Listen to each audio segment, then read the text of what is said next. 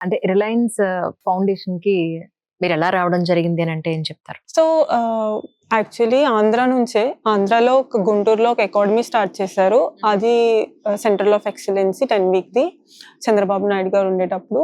Covid వచ్చిన తర్వాత government change అయిపోవడం అదంతా మారిపోయింది. ఆ అకాడమీయే తీసేశారు. అయ్యో! అక్కడ నేను ఆ ట్రైనింగ్‌లో చేస్తున్నప్పుడు ఆల్ ఇండియా యూనివర్సిటీలో మా కోచ్ చూసారు. చూసిన తర్వాత he actually approached me that time only in like 2020 only. But I was not interested to come out and I was scared also. అప్పుడు నేను ఇంజురీలో ఉండే. సో, నాకు ఎక్కడికెళ్ళాలి ఏంటి అనేది తెలియలేదు.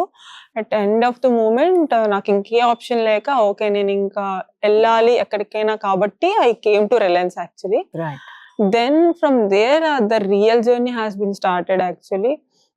These people truly believed in me, my coach especially, and he saw something in me and అంటే నాకు చాలా ఫస్ట్ నుండి బేసిక్ నుంచి చాలా ఆపర్చునిటీస్ అనేది ఇచ్చారు.